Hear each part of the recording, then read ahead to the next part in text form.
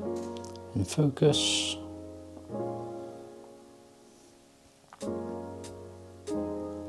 Hello everyone, if you're new here, my name is Ben and I'm a photographer and videographer based in North Wales. If you're not new here, welcome back. This really is just a bit of an additional video to my last video that came out on Sunday. I finally announced that I've switched to Sony from Panasonic Lumix. I was using the G9, two of them, and I've now got two Sony a7 IIIs. As I mentioned towards the end of that video, that was my third attempt at filming it, and in a bit of a rush to try and get it done, I completely forgot to mention a couple of things. So my biggest reason for switching from micro four thirds to full frame is purely the low light and high ISO performance. I absolutely love the G9, but it just could not keep up with my shooting conditions. I worked in a lot of weddings and event shooting, so I find myself in some very dark shooting conditions with moving subjects, people. And for me, the G9, it just wasn't working out. So by way of example, I actually did a few comparison shots between the Sony a7 III and the Lumix G9, literally just before I had to pack it up to go off to MPB the next morning. So unfortunately, I no longer have it, so I can't do any other comparisons, but let's jump into the computer and see what we've got. Okay, so for these examples, my good friend Arthur here has stepped in very kindly as our model. Now here we're purely looking at high ISO performance, so we're not so bothered about the highlights. We're not looking at Arthur's face because he's nicely lit from the side. Instead, we're looking more into the darker shadows just off to the side here. That's where we're really going to see any noise in our images. We're starting off here with the Lumix images. You can see in the top left corner there all of my shooting settings. I'm shooting on the, it says 43mm there, but it's actually the 42.5mm f1.7 lens. To make things even, I stepped this down to f2.8, and on the Sony I shot on the 85mm at f5.6. So we're getting a equivalent image from both cameras. So starting off with the Lumix images, this is at ISO 100. The base ISO for the G9 is actually ISO 200, but you are able to expand it down. So as you'd expect, ISO 100, there's no noise here at all. We can zoom right in and barely see a thing really. Step up to 200. You can follow along in the figures here if you want. Still looks like a nice clean image. Then up another stop to ISO 400. Still looking pretty good. I would still be very happy with that image. Up to ISO 800, and we are starting to see a bit more noise in those shadows. You can actually see very well in the bluish area here. That might be a good area to keep an eye on with these photos. So that's at ISO 800. Up to 1600, there's another stop, and look at that. You're getting a lot of noise there already. And even on the purple on Arthur's suit, you can see a bit of noise. Still nothing horrendous. Then up another stop to ISO 3200. Zoom in, and it's not looking amazing, I don't think, personally. And up to 6400 there, and you can definitely see noise on the suits there, and that's a lighter area.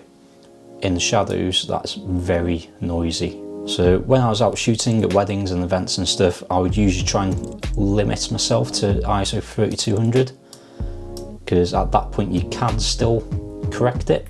So back to 6400, up another stop to 12,800, and I would not be happy with that image. I would not want to try and work on that and deliver it to a client.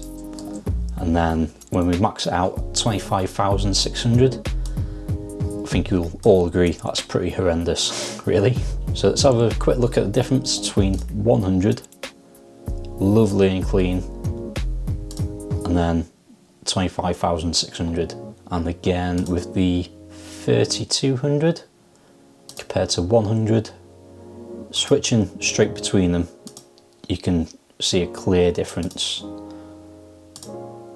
when you've got that clean shot for comparison. So let's have a look at the Sony files. As I say, I was shooting most of these at f5.6 for a clean comparison, but I actually forgot on the first shot, so I had to excuse that. The only difference that's going to make is slightly bigger bokeh balls, but in terms of noise, trust me, on this camera it's not going to be any issue. So at that ISO 100, again, lovely and clean, absolutely no noise or degradation in that shadows. Up to, I didn't even bother with ISO 200, so straight up to ISO 400, still lovely and clean. Again, keep an eye out on that blue area behind my computer speaker there. That's a good area to keep an eye on. So that's 100, 400, up to 800, and still looking really nice and clean. We'll jump up to 1600, still very nice image. You can see a little tiny bit of noise starting to creep in dark areas. Up to 3200, that's still very nice image. Again, you can see just a little bit of noise, but I'd still be perfectly happy with that. To 6400, that's another stop. Still a nice image, to be fair. This is when you're zooming in at 100%. I would still be very happy with that. That's very easily correctable in Lightroom. And to 12,800, you can definitely see it creeping in now. Yeah, just keeping an eye out on the edge line there of the speaker, you can definitely see the image deteriorating. And up to 25,600, it's definitely noisy, but you may well still be able to get away with that. You might actually be able to do some sort of correction work on that and still be able to deliver it. And bear in mind, that was the max ISO that we could use on the G9. So let's compare that to the G9 file at the same ISO. I think you'll agree that's a massive difference. At ISO 25,600, that's a massive win for the Sony there. So then we'll carry on from 25,600 up another stop to 51,200. And yeah, obviously you wouldn't really want to be shooting this high, but considering the ISO, that's still a sort of alright image. Bear in mind that the G9 couldn't even shoot up that high. So yeah, that's literally just to see what the Sony can do. So going back, like I said, the G9 at 3200 was roughly the limit that I would go up to. And let's have a look at the Sony, which is that one. Yeah, you can definitely see a difference there. Looking at those shadows, the Sony looks still pretty nice and clean, whereas the G9, you can definitely see the noise there. And just for reference, I'm currently shooting this video at ISO 1600, so make of that what you will.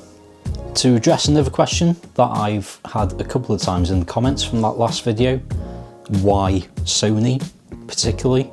As I'm sure many of you are, I am constantly looking on YouTube, watching all the latest videos on the new cameras and stuff, and of them all, we've got Lumix, Canon, Nikon, Sony, Pentax, Fujifilm, and whoever else. Sony have been in this mirrorless market far longer than anyone else in terms of full frame shooting. So bear in mind, it was literally the benefits of the full frame sensor, i.e. ISO, low light performance, that I was looking for from the Micro Four Thirds. Of that full frame market, Sony are by far the most mature on the mirrorless market. I didn't really want to go back to DSLR. Canon, I'm sure their lenses are great, but the EOS R is just not appealing to me at all. Nikon, I would probably go for the Z6 over the Z7. They've got a few nice lenses out now, but bear in mind it is still their first attempt and it is not a mature mirrorless system just yet. Pentax, Fujifilm, primarily APS-C, unless you go medium format, and I'm not willing to spend that much on a camera. And then Lumix, I would love to get into the S1 system at some point. I had a bit of a play with the S1 and the S1R when I was at the photography show in March. I did actually put a SD card into the camera, but I completely forgot to set it to write to both cards, so I came away with no sample images. But trust me, the S1 paired with their 50mm lens, tack sharp, I was blown away by it. I think they've basically taken all of the good things out of the G9 and the GH5 and thrown them into a body with a full frame sensor. It is a fantastic camera from my very little experience. But again, that is Lumix's first foray into the full frame marketplace. It is not a mature system at all, and because of that there is a very limited lens lineup as well. Yes, there's the L-mount alliance, so we'll have Panasonic, Leica and Sigma producing lenses for that same mount, but I'd like to give it another year or two at least, see what else they're coming out with before I fully invest in that system. Which leaves Sony. I'm sure we've seen all the videos from the last couple of years, the first A7, A7 II, the S and R variants, the A9, now we've got the A9 II, A7R4, no A7S III yet, so nobody really knows what's going on there. Potentially this next year, 2020, I reckon an A7 IV might well be coming out, and personally I thought this would be a great time to invest in the Sony system. I've seen how much they've progressed over the last few years. Things like their autofocus are just blowing away the competition, and their lens lineup at this point is fantastic. There's a few things, as I mentioned in the last video, that I'm not overly happy with. They've been pretty much ahead of the game for the last couple of years really, in terms of autofocus, image quality, all the major things that are key to my workflow when I'm shooting live events, weddings, stuff like that. So really, a camera is a tool and I need the right tool to do the job, which is why I've gone with Sony. It seems as well that that last video must have hit a nerve with a few people. I was on 422 subscribers when I released it. I'm now on 418, but I've had notifications saying that I've received at least 6 new subscribers. So I've lost quite a few people. I'm not really sure why. I don't know if they're just die-hard Micro Four Thirds fans who are a little bit bitter about it, but I don't know. So to those of you who are still here, thank you very much for still being here. If you'd like to see more like this video, please do hit subscribe in the bottom left corner there, bottom right corner there, as well as the notification bell.